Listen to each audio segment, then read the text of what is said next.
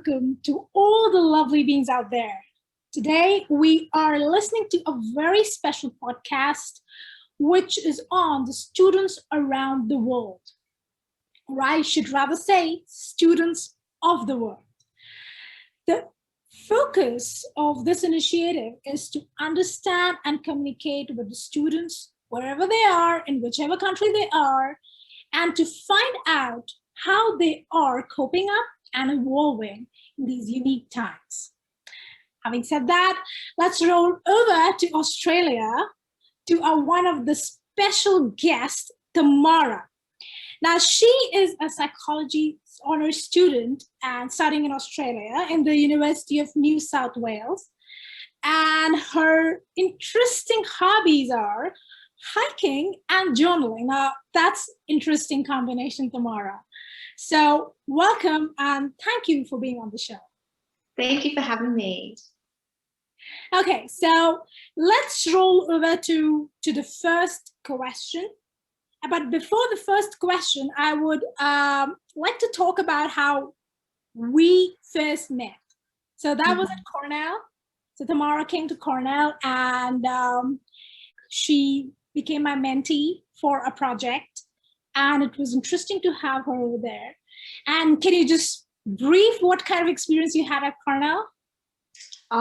There was so much happening at Cornell. Like, it was just so sort of eye-opening, going to America for the first time, doing exchange for 6 months. And then, like, because I reached out to your supervisor or someone in your lab, and then he connected us together. And it was just so nice to kind of have someone that could teach me a lot of things in terms of like academically, but also in terms of just life stuff. I remember when we went to the coffee shop close to college and we were literally talking for like 4 straight hours. Mm-hmm. Yes. Yeah. Yes, we did. And the interesting part about you was that you have that diligence and the reverence for hard work that I could see in you. Whatever the assignments I gave to you were like quick, and you responded so well on that. And that made me more excited to be your mentor. So, I mean, even if you were excited about it, even I was excited to have you as my mentee. So yes, and we did a great conversation in the college town, that bagel shop. Yes, we did. Yeah, we did. I feel like we have a lot of very shared experiences. Like, even though we're in 2 different countries, different continents, it's so interesting how many similarities we have and how like we grew up and then coming to America as non-American citizens. Yeah. And also like having you as a mentor as well, like you instilled that excitement within me. So it was very much like a sort of like circular thing where like you get excited that I get excited and you're excited that I'm excited. Yeah. The campus life was good, and I think we all were so blessed to feel the campus life before the pandemic hit. So let's go to the first question, Tamara. Like, as a student, what were the biggest challenges for you in the year 2020 as a student? And how did you overcome those? I guess in 2020, like, because like, as we know, I'm in Sydney. I was very lucky. I'm very lucky to be in a country where COVID cases are quite low compared to the rest of the world. And also perhaps I was lucky enough to have enough time before lockdown, before COVID, to kind of explore the outside world, like going to America, going to Cornell for exchange, where like prior to lockdown, I was traveling across America and across Canada as well. And then also coming back to Australia, I was quite like in a burnt out stage because of all of this movement, and then also working in retail and then trying to balance uni. So when lockdown did come, I was already in a state where I was planning to take a break for a week, just not go to uni, just kind of like have that time for myself. And so in that sense, I didn't feel quite as big of an impact compared to other students. I know that they would quite kind of feel that more. But I think the challenges that came during lockdown was first of all, the sort of financial instability, and then also second, the sort of anxiety about the future, anxiety about like career things. So first of all, like talking about the financial instability, the Australian government, they were good enough to give out stimulus checks to people that were already working. And because I had been working at this certain company for 3 years, I was eligible for that sort of stimulus check. But then something happened within the application process that changed my, me being eligible to not being eligible. And so, as I said, like working for those 3 years and then suddenly having your income stream just stop was quite a reality check, I would say. It was something like you're so used to it and then suddenly you just don't get that anymore. And like the idea was like to give myself some sort of comfort if I wasn't going out because we were in lockdown, and I was also living at home with my parents. So that kind of took away from the heavy expenses. And then also like during COVID, I also got into the stock market. I'm sure a lot of students also started learning about this because, as you know, the stock market did crash. So it was a very good time to buy. And so spent some time doing research on that. Like before COVID hit, I was never conscious of money. I don't think I was financially sort of smart at all.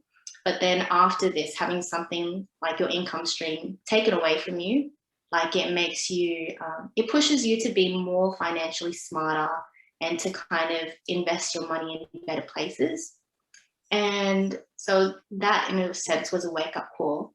And also like when we talk about money and the economical impacts of COVID, we have to talk about like future jobs and careers as well. Like I remember the world was saying, oh, jobs are going to be so hard to get in the future. It's going to be hard for the new graduates. And so that was quite worrisome. And honestly, like it's still a challenge now in terms of like we're still feeling the effects of COVID. Like jobs aren't opening up, actually, jobs are being slashed and cut.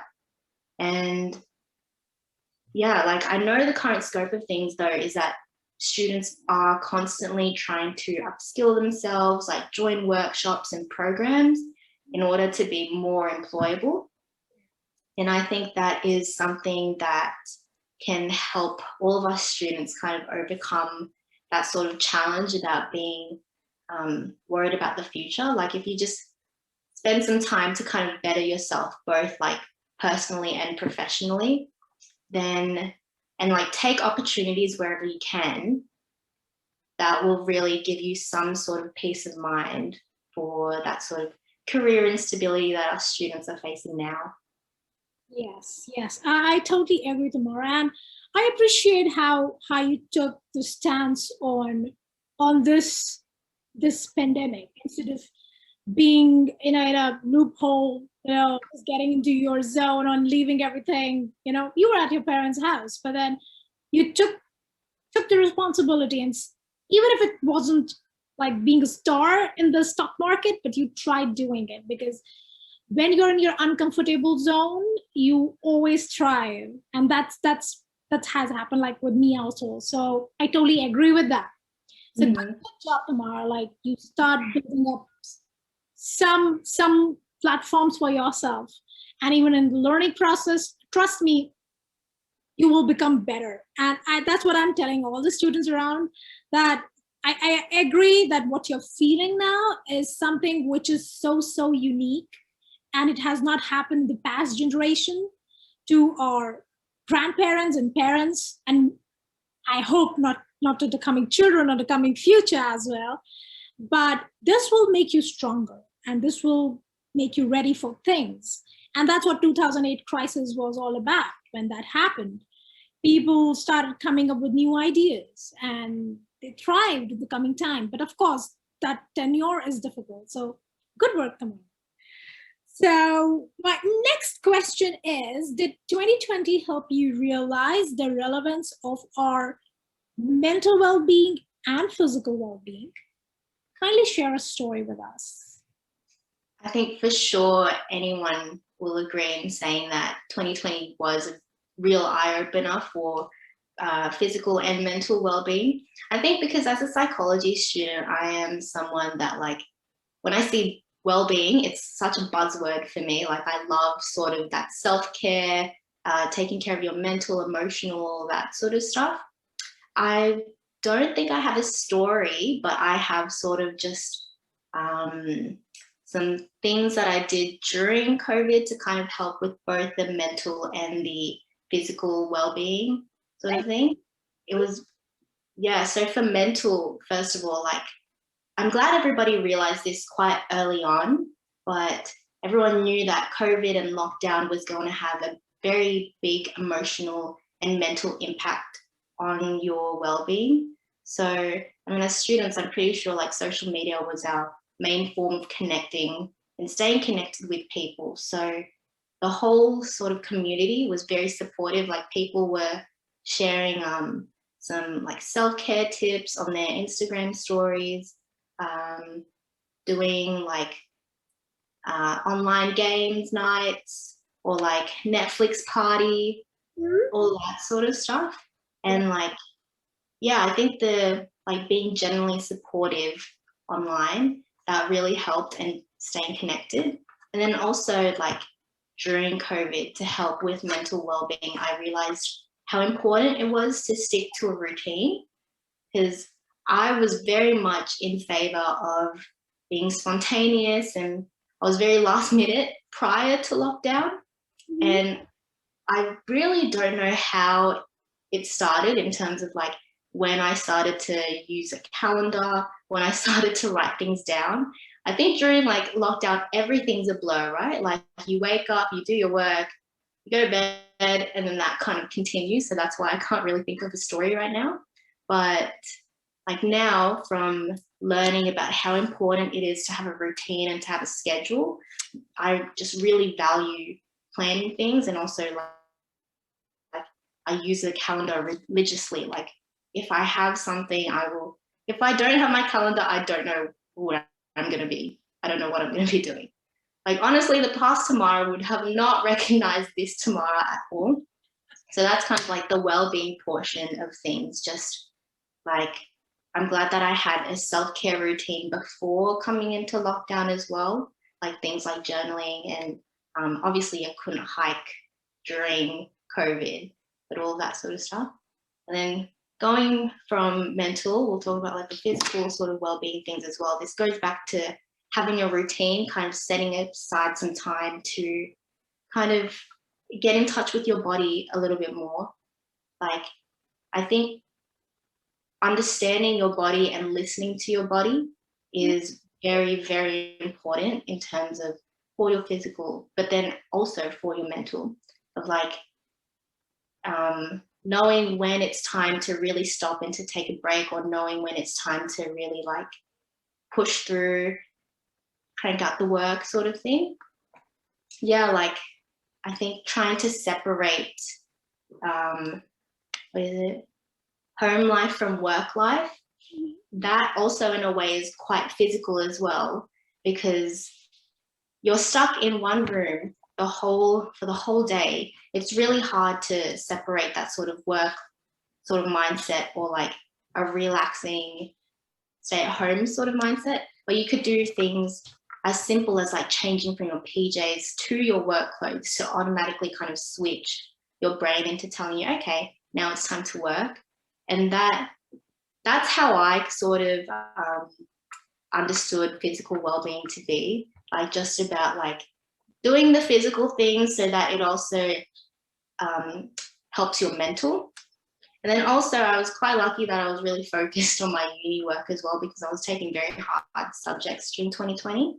And so I wasn't getting too bored and running to the fridge every time I was bored thinking that I was hungry. Yeah.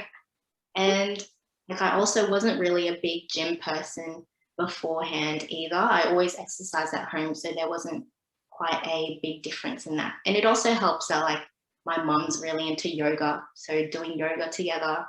Yeah, like doing yoga together with mum, or like doing Zoom calls and learning TikTok dances.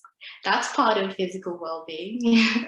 I mean, I totally sync with this part with you because I'm not a gym person.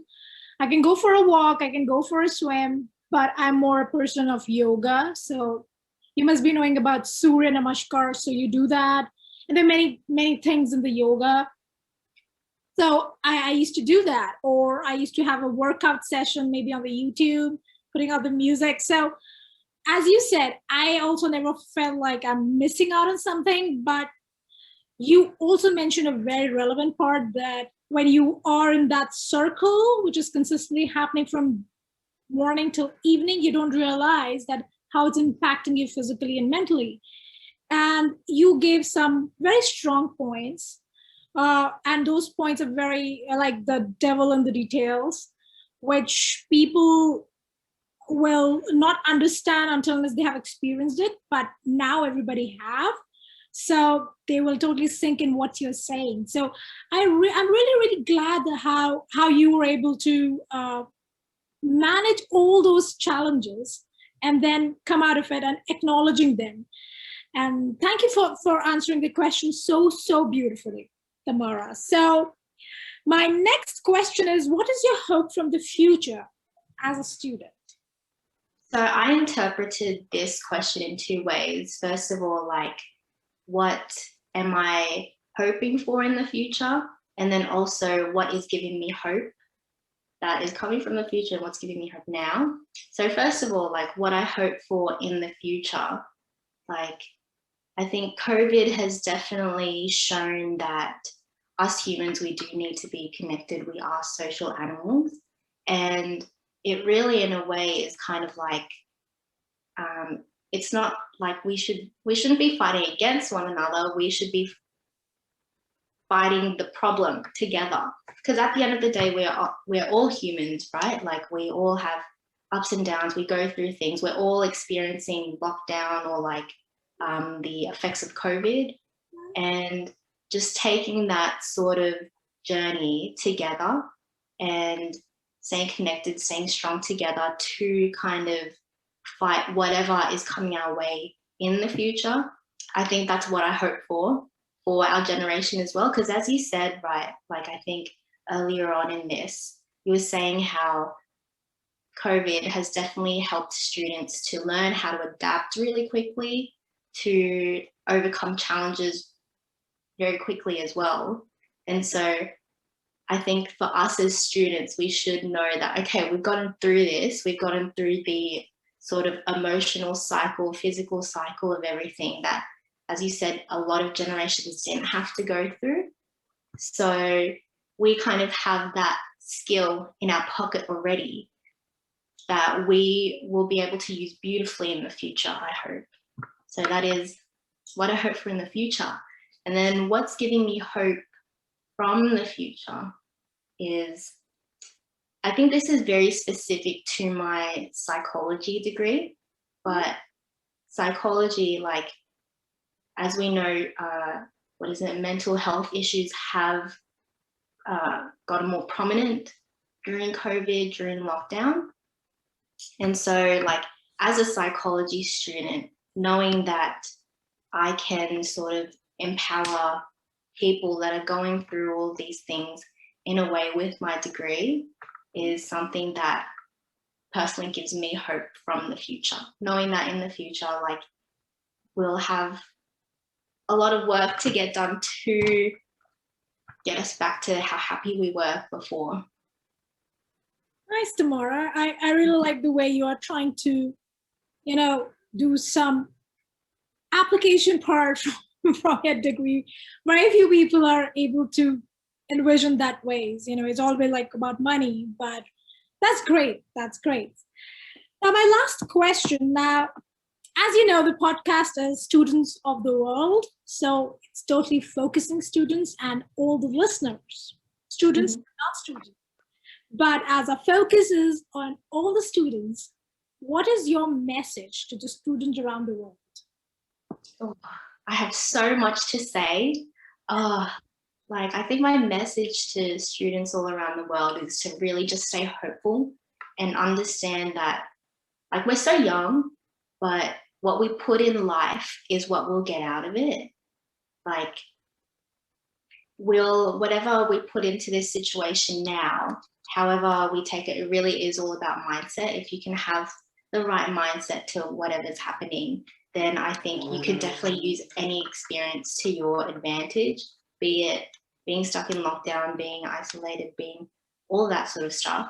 And then on top of that, like the things that I was talking about before about like having a routine and practicing self-care, I'm pretty sure all the students listening now would be like, oh, there she goes again about self-care. They've probably heard it so many times, but it is so important finding something that works for you, listening to you, and taking some time for yourself as well. Like, you can take a break. You don't have to be productive all the time. You truly just listen to your body. Like, forgive your body if you haven't like achieved the things that you want. I think having some sort of self-forgiveness and being able to like give yourself a pat on the back and say like, okay, it's okay. We can try better, or we can try again tomorrow or something, or like next month.